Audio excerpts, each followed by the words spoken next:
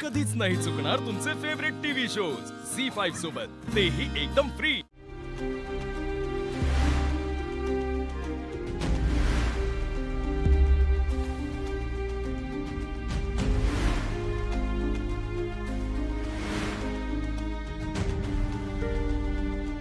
बस झालं। कधीपर्यंत आमच्या कुटुंबावर अशी वाईट नजर ठेवून राहणार आहात तुम्ही डॅडी? त्यांना हे सगळं थांबायलाच हवं। मॅडम तुम्ही फोन का नाही केलात? अहो डॅडींच्या कन्येला इथपर्यंत यावं लागतंय, त्यात आमचा काय उपयोग आहे सांगा ना।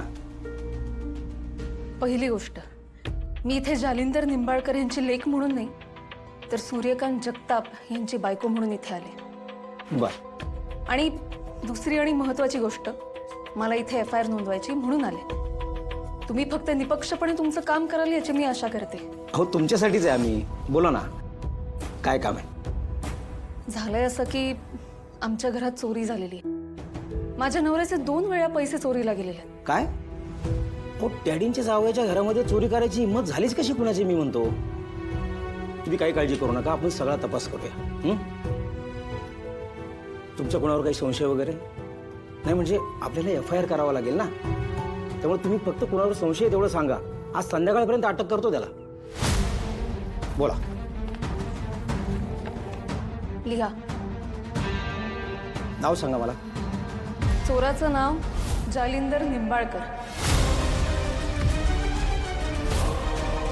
मला जालिंदर निंबाळकर यांच्या विरोधात FIR करायची। करताय ना FIR? मॅडम तुम्ही काय बोलताय हे कळतंय का तुम्हाला? डॅडीने तुमच्या घरात चोरी केली असं वाटतंय तुम्हाला? आणि तुमच्या सांगण्यावरून ती FIR नोंद करू? मला कळत नाहीये यात एवढं आश्चर्य वाटण्यासारखं काय नाही। म्हणजे गुन्हेगार कोणी साधा गरीबच असला पाहिजे असं कुठे लिहून ठेवलंय का? आणि सर असे प्रश्न तेव्हाच पडतात जेव्हा गुन्हेगारावर कारवाई करण्यात आपलं नुकसान असतं। तसं तर काही नाहीये ना? हे बघा मॅडम, तुम्ही माझ्यावर शंका घेतली यात काही गैर नाहीये, पण जे सत्य आहे ते लपवण्यात भीती कसली आहे? अहो डॅडींवर FIR केल्यानंतर आमचं जे नुकसान होईल पण त्यात तुमचं देखील नुकसान होईल। म्हणजे बघा, अहो डॅडींना गावामध्ये मानणारी भरपूर लोक आहेत, त्यांचा विश्वास आहे त्यांच्यावरती। आणि तुमच्या म्हणण्याप्रमाणे जर डॅडींनी तिथे चोरी केलीच असेल तर त्याचा एक देखील पुरावा ठेवला असेल का? हे बघा, एक लक्षात घ्या, डॅडींवर कारवाई करण्यासाठी सबळ पुराव्याची गरज आहे। आणि मला सांगा, जंगलात राहून वाघाशी वैर करणे योग्य आहे का? हा, म्हणजे डॅडी असं करूच शकतात हे मान्य आहे तर तुम्हाला? तुमचा माझ्यावर विश्वास नाही असं नाहीये, हो ना? हे बघा, तुम्ही आता मला कात्रीत पकडताय आणि इथे बसून मी कुठलेही स्टेटमेंट करू शकत नाहीये।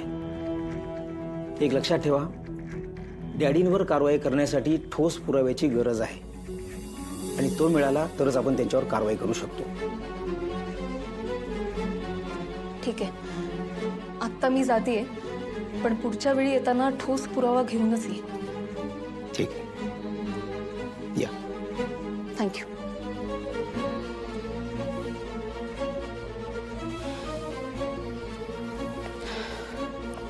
निंबाळकर साहेब, तुमचे ग्रह फिरणार वाटतं आता। राजू, हळद दे मला 1 किलो लवकर। देते देते ताई।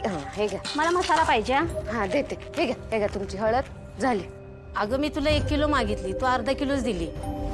अयो राहिली का? थांबा थांबा।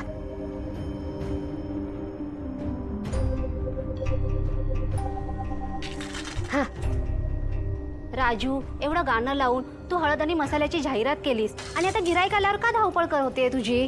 दे की आम्हाला पटापट। राजू, मी भरायला घेते, तू पटकन वजन कर। हा वहिनी, त्याच्यात तो मसाला भरताना देते हा ताई। मला 1 किलो मसाला दे। हा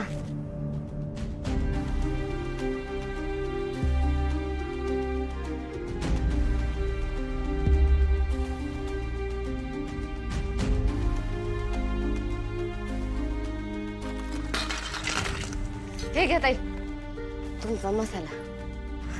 येऊ? या वहिनी, बरं झालं तू आली। बघितलं ना केवढी गडबड झाली माझी। ह्या सगळ्यासाठी ना आपण आधीच रेडी राहायला पाहिजे होतं। हा उगाच तहान लागल्यावर विहीर खणण्यात काहीच अर्थ नाही. कळलं झालं पाहिजे हा. उशीर करून अजिबात चालणार नाही. काच पुड्या हे सामान कसलं? हे धनुच्या मांडव परतनीचं सामान आहे ना? हा बरोबर आहे वहिनी, पण तुम्ही काय टेन्शन घेऊ नका. सगळ्यात आधी ना आपण दाराला मस्तपैकी हार घालू आणि तोरण एवढी व्हरायटी आणली ना, तुम्ही फक्त हे हे हे एवढंच सांगायचं, आमचं बाकी सगळं ठरलंय. काय का आजू विषय का? दादा तू सांगितलेलं सगळं सामान घेऊन आलोय. हा दादा मी ना मस्तपैकी पुरी भाजीचा बेत करते हा. आणि गोडाचं काय करू? मी सगळी तयारी करते, सांग पटकन.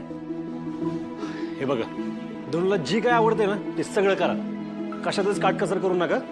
हा काय 2 जोड्या येणार आहेत ना, त्यामुळे सगळं व्यवस्थित झालं पाहिजे. 2 जोड्या? अगं तेजूची पण 5 परतवणी राहिली ना, मग म्हणलं धनु बरोबर त्या दोघांना पण बोलावं, आहे ना? वा दादा, कसली भारी आयडिया. तेजू अक्का पण खुश होईल. दादा मी असली भारी तयारी करते ना की तुम्ही बघतच बसाल. काय मग काजू पुड्या उडवायचा का धुरळा? होऊन जाऊ दे, आता थांबायचं नाही.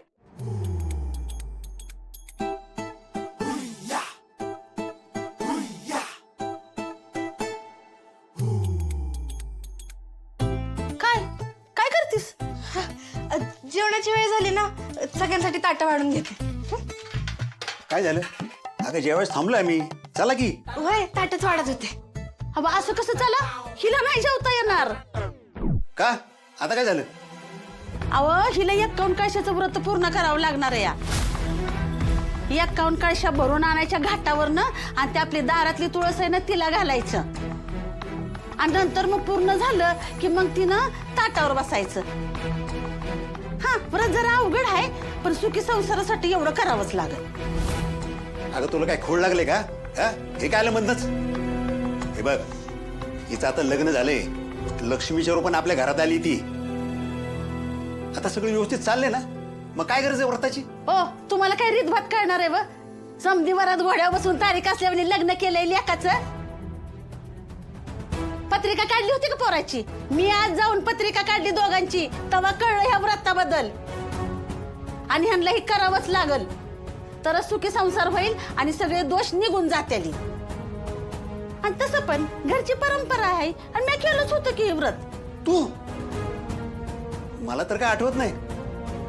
अव जन भोगले ना त्याला आठवतं, तुमच्या काय लक्षात राहणार आहे? जाऊ दे.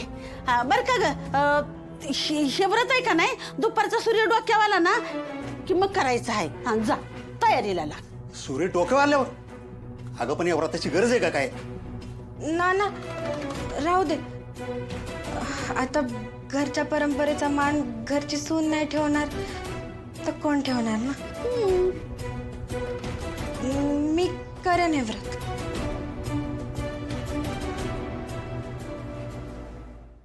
झी 5 ॲप डाउनलोड करा आणि पहा सर्व एपिसोड्स एकदम फ्री.